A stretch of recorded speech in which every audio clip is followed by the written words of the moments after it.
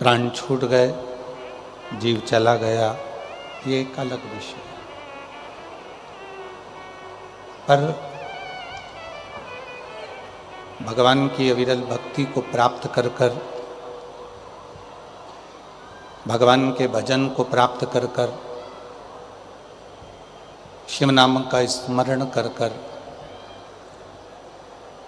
जब हम अपने प्राणों को त्याग करते हैं तो फिर पुनः इस मृत्यु लोक में हमारा और आपका जन्म नहीं होता। और तेरी कृपा बिना न हिले एक भी अणु, लेते हैं श्वास तेरी कृपा से तनु तनु। बखान क्या करूं मैं राखों के ढेर का, चपटी बगोत में खजाना कुबेर का। गंगाधर मुक्ति द्वार ओमकार तू, भोले ओमकार तू। आयो शरण त्यारे शंभु तार तार तू। शंकर भगवान के दो तरह के भक्त होते हैं।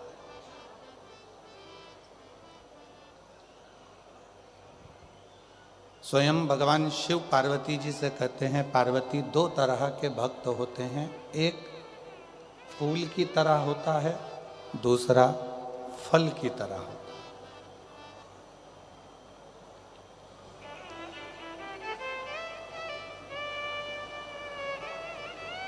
एक फूल की तरह, एक फल की तरह।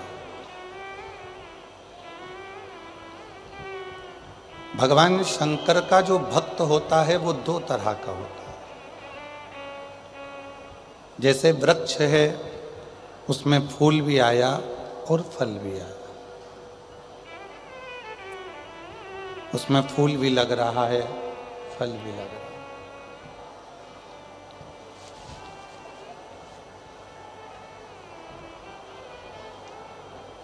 पीछे की आवाज बढ़ाइए, पीछे की आवाज बढ़ाओ।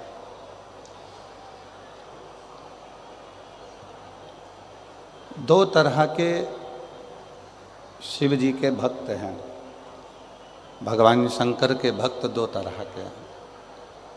जैसे वृक्ष में फूल भी लग रहा है, फल भी लग रहा है, उसी तरह दो तरह के भक्त होते हैं, एक फूल की तरह, एक फल की तरह।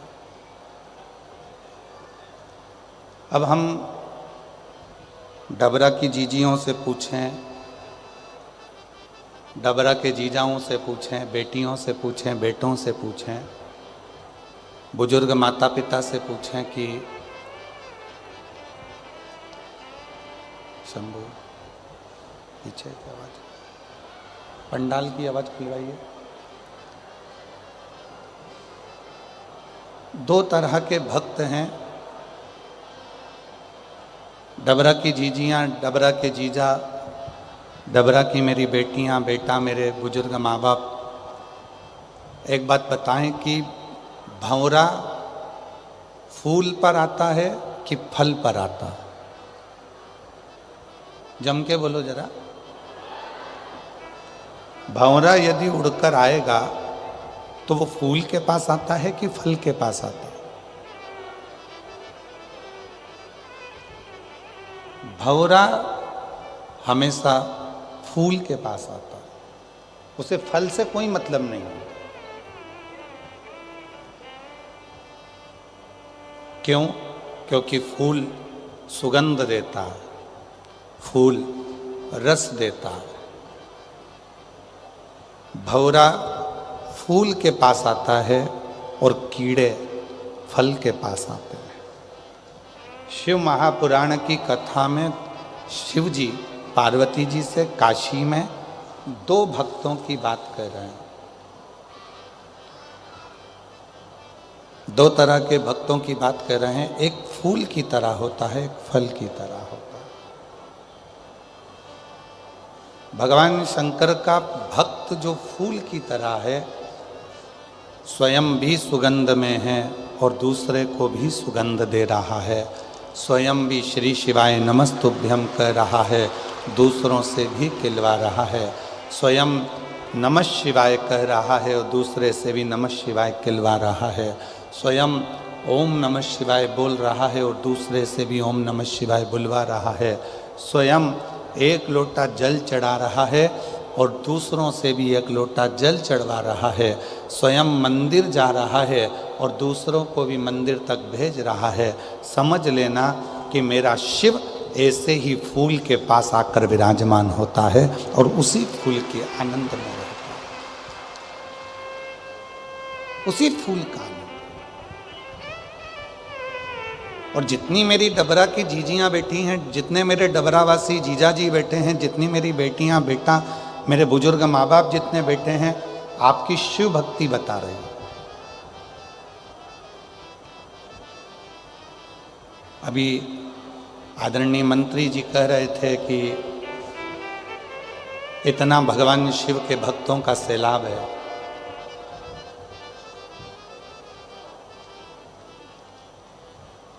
और वास्तवता है, बाहर बहुत तेज धूप है, पंडालों में जगह नहीं है, कई लोग पेड़ों के नीचे हैं, कई लोग बाहर हैं, बैठे हुए हैं। आप सीहोर वाले महाराज जी के लिए नहीं आए और कभी सीहोर वाले महाराज के लिए आना भी मत।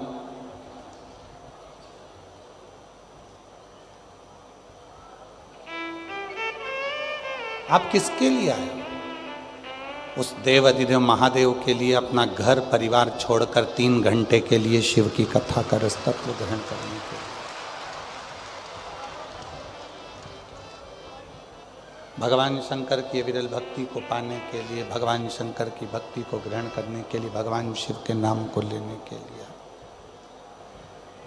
शिव भजन करने के लिए आए। आपको सीहोर वाले महाराज जी से कोई मतलब नहीं होना चाहिए।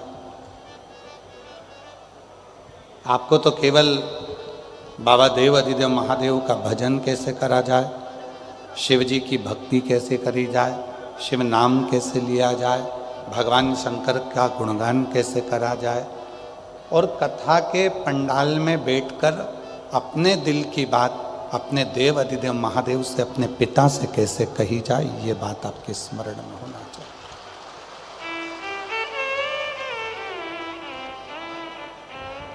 संसार में जन्म लेने वाला जितना भी मनुष्य है, जीव है, जलचर है, थलचर है, वायुचर है, जितने भी मनुष्य संसार में जन्म लेते हैं, ये सब